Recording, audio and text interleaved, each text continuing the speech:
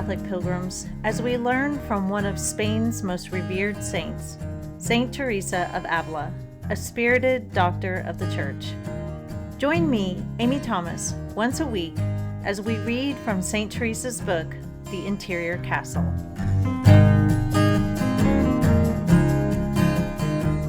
Hello, Catholic pilgrims, and welcome back. Today we are going to dive into the third chapter of the Fifth Mansion. St. Teresa tells us that this chapter continues the same subject and speaks of another kind of union which the soul can obtain with the help of God. It also covers the importance of love of our neighbor in this matter, and she tells us this is very useful to read. Every so often, we will hear in the news about a big-time Christian who has left the faith. Many times we are compelled to open up these news stories to hear what happened. I would wager that deep down, we want to see what caused this person to turn away from Christianity because we are afraid that it just might happen to us. Now, we may not say that out loud, but I think there is that fear. So we want to know what led them astray, to check it with something that may be going on in our own lives to see if we're possibly headed down the same path or if we're safe. And it's always a myriad of reasons why people leave the faith. But they all basically boil down to one thing. That person wants to follow their own will, and God's will was getting in the way. So best to ditch the faith and trek out on one's own is the thought process. There is one person in history that is a glaring example to us of someone who loses their faith even though they were extremely close to Christ. And that person is Judas. We'll talk about him on the other side of our readings. Today's readings are from the Fifth Mansion, Chapter 3, Numbers 1 through 3. And before we begin, a word from our sponsor, Chrism Press. Science fiction comes alive in an exciting debut from Mary Jessica Woods in Chrism Press's Markmaker. The truth is hidden, but Maricel Sirix has the power to reveal it. On an ancient generation ship, tattoos define identity.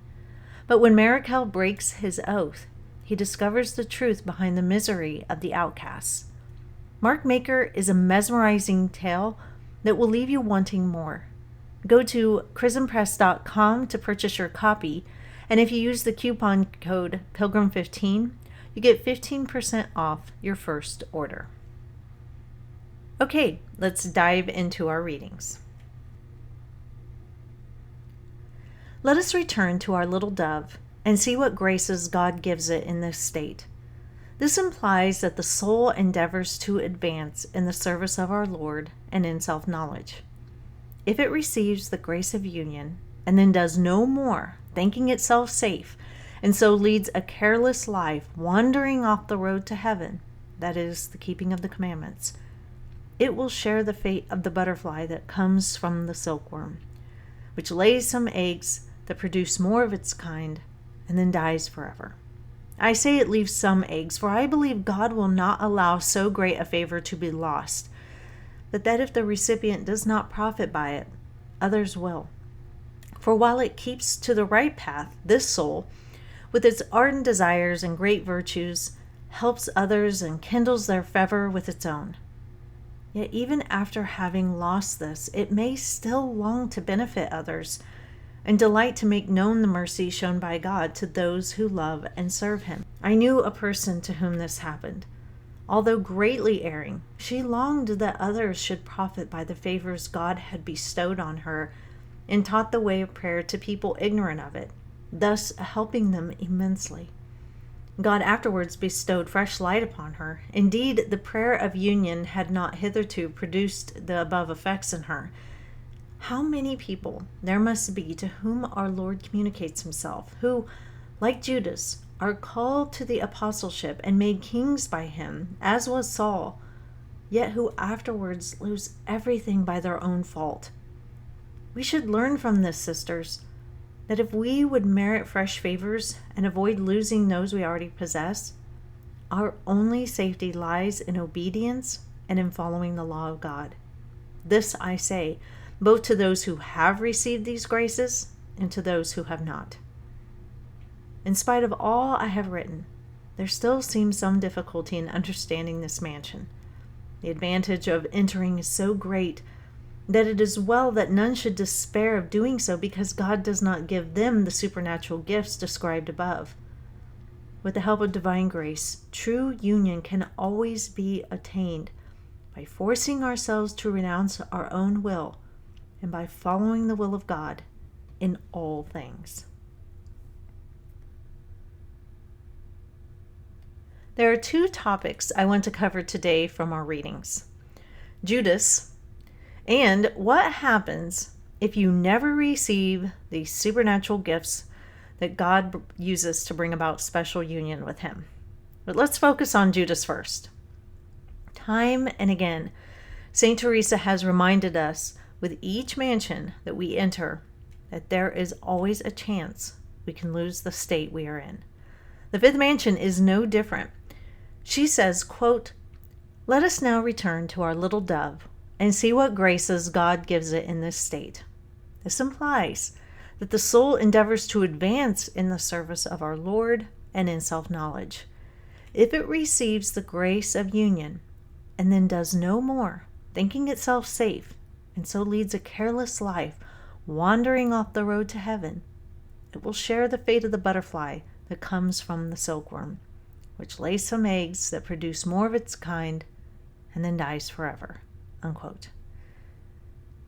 Let's say you've had this amazing supernatural union with God, and thinking you've really hit the high mark, you think you are safe, and consequently, you become careless. This could cause you to fall from grace, and I think that's what we see with Judas. Now, we've all wondered about Judas, and we want to shake him and say, "What happened, man? You literally were walking with Christ." But I have to believe that Judas didn't go into this whole apostleship thinking he was going to betray Christ. Now, I think he definitely had some flaws, as did all the apostles. But I'm willing to bet that initially he was making his way through the mansion, so to speak. But I wonder if because he thought he was so close to the Lord, that he thought he was safe, and he stopped checking himself to see if he was remaining obedient to God and following His laws. I don't think he was, because he was stealing by skimming money out of the collective purse of the apostles, which is breaking the seventh commandment. But again, he probably thought that because he was in the group and he was part of the chosen ones, that he didn't really have to look at himself anymore. And so he stopped looking inward to check on the state of his soul. And the more he continued to fall into his sin of love of money, the more and more he slipped, until the Pharisees came with a bag of 30 silver pieces, and he caved. There's some lines from a song that I love that's called "Money and Fame by Need to Breathe," and they fit Judas's situation perfectly. They say, quote, "You never know until you're offered it, but everybody's got a price, I guess. It's even lower than you think it is." So the warning here is that we must always be vigilant and never believe that, hey, we are good to go in this life. We must recognize that Judas's fall from grace is a cautionary, true story. St. Teresa says, quote, "We should learn from this, sisters, that if we would merit fresh favors and avoid losing those we already possess, our only safety lies in obedience and in following the law of God.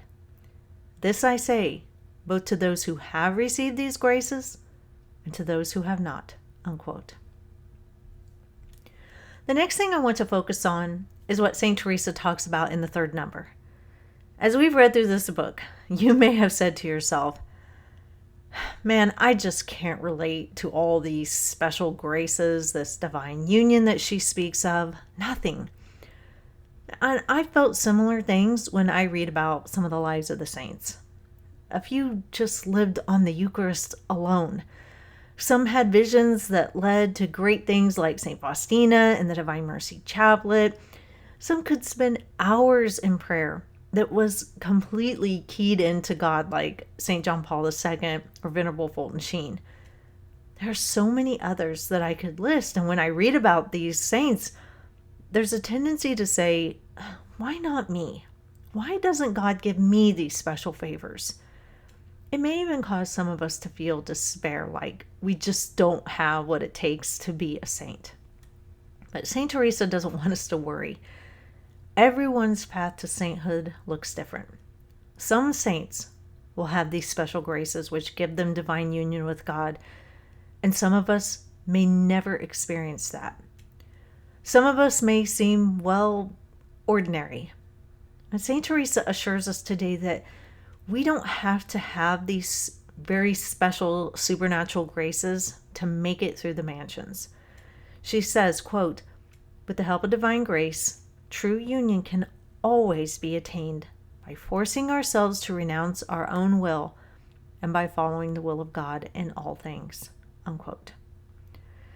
Union with God can always be found by giving our lives over to God. I make that sound like it's, hey, all you got to do, that's super easy peasy. And it's not that easy because of all the temptations of the world. So if you follow God's will, that will be anything but ordinary. We'll stop here for today, Catholic Pilgrims. If you are enjoying this podcast, please share it with a friend. Remember, there are 3 seasons. The first season is reading through St. Faustina's diary. The second season is reading through Bishop Fulton Sheen's The Way to Inner Peace. And then obviously, this is the 3rd season. Also be sure to give it a review wherever you listen, as that helps others to find it. We'll meet soon. And until then, live the faith boldly and travel well.